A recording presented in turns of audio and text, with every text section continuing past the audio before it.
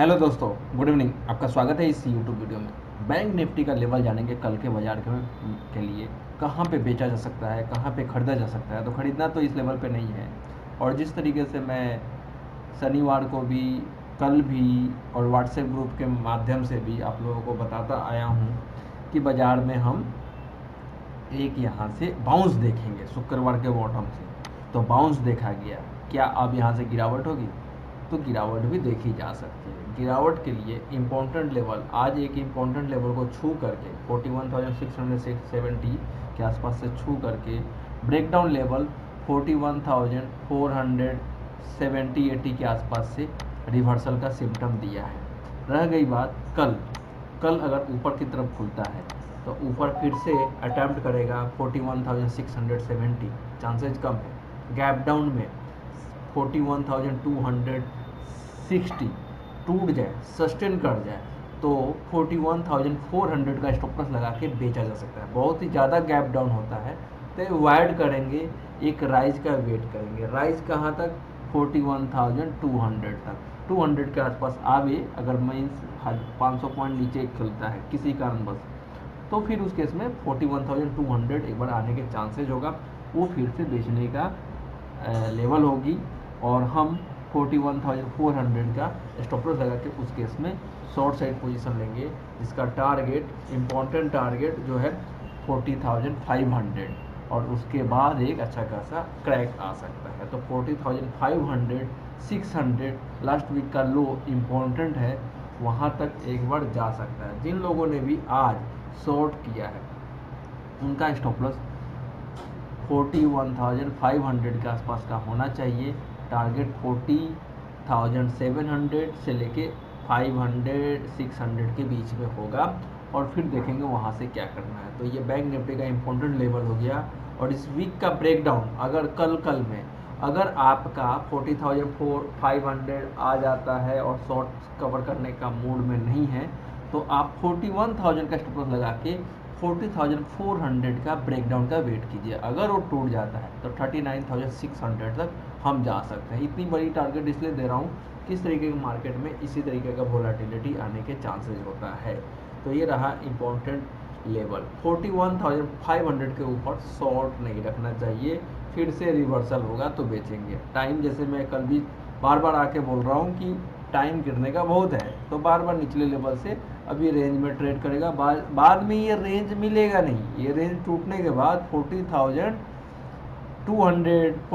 का लेवल टूटने के बाद 41,000 आने के चांस बिल्कुल भी नहीं होंगे। तो इसलिए इस रेंज में एक बार ट्रेड कर ले रहा है, टाइम है इसलिए ट्रेड कर रहा है। Next important Eicher motor. Eicher motor में लास्ट वीक में हमने शॉर्ट करके इससे पैसे बनाए थे। अब दोबारा से तेज़ी चल रही है।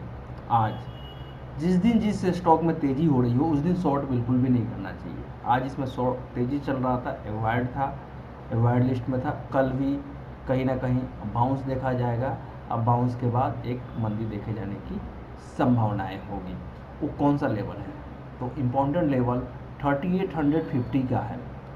उसके आसपास से रिवर्स करता है तो हम बेचेंगे, वरना कल 37,070 पार नहीं करता है और नीचे हाई लगा करके 37,040 के आसपास और 30 के बीच में, मतलब 3730 रुपये 40 रुपये बिटवीन हाई लगा करके रिवर्स कर जाए, 3700 टूटे तो 3650 एक इम्पोर्टेंट सपोर्ट बनेगा। अगर उसको भी तोड़ देता है 3650 के आसपास हम कवर करके फिर से 3700 या 3690 के आसपास बेचने की कोशिश करेंगे।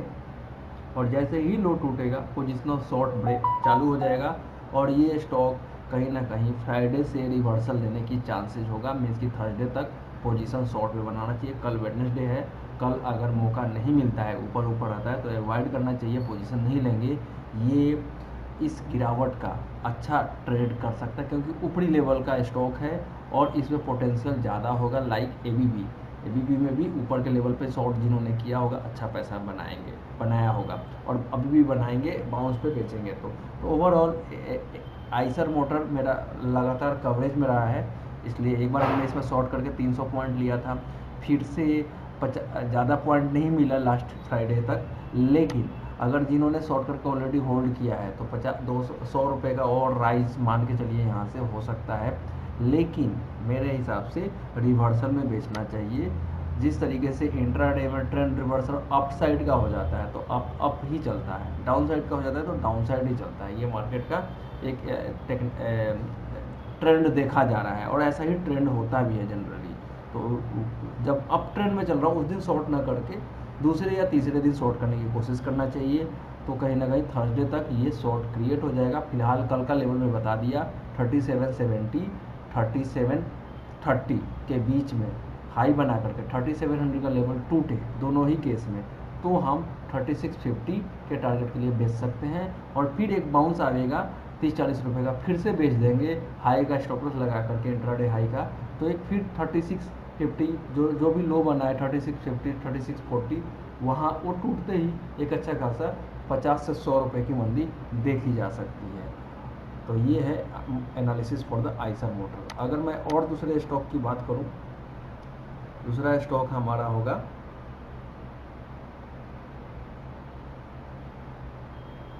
नेक्स्ट स्टॉक जो होगा हमारा आपका ICICI बैंक। ICICI बैंक भी मैंने क्लियर कट पब्लिक वीडियो में बोला था कि 920 और 930 के आसपास जाएगा तो हम बेचेंगे, 920 टूटेगा। तो जिन लोगों ने उस वीडियो को देखा होगा ज़रूर आज शॉर्ट पोजीशन बना लिया होगा। और जिस तरीके से इसमें आज का हाई देखिए 922 का हाई लगाया है और आकर के बंद 916 के आसपास हुआ है, उससे नीचे भी गया था। तो ओवरऑल 919 इस वीक का ब्रेकआउट था जो कि अभी तक नहीं हुआ है। तो क्लियर कट ये ब्रेकडाउन करने की कोशिश करेगा। 922 930 के आसपास हाई लगा के फिर से अगर मौका मिले 912 रुपये का लेवल टूटे तो एक मंदी देखी जा सकती है। जिन लोगों ने हमारे उस वीडियो के बेसिस पे पब्लिक वीडियो में बोला था, उस वीडियो के बेसिस पे या जूम मीटिंग में बोला था, उसके बेसिस पे शॉर्ट किया है तो 903 रुपये के आसपास का सपोर्ट है। तो ये इम्पोर्टेंट लेवल एनालिसिस निकल के आया है। निफ्टी में गैप डाउन के केस में नहीं बेचना है। एक छोटा सा राइज आवे 830 के आसपास, जिन लोगों ने फॉलो किया है मेरे वीडियो को 830 के आसपास जिन्होंने बेचा है 18,000 का स्टॉप लॉस लगा करके, उनको तो पैसे बनेंगे कल अगर गैप डाउन में मिलता है तो गैप डाउन में कवर कर लेना चाहिए बैंक निफ्टी में और स्टॉक स्पेसिफिक पोजीशन लेना चाहिए। फिलहाल केवल निफ्टी में ही पोजीशन रखना है तो 18,000 का स्टॉप लॉस लगा के होल्ड किया जा सकता है। ये छोटा सा व्यू है। वीडियो अच्छा लगे तो लाइक एंड कमेंट करें। डिस्क्लेमर याद रखिएगा, video only for educational learning purpose है। Thanks for watching this video.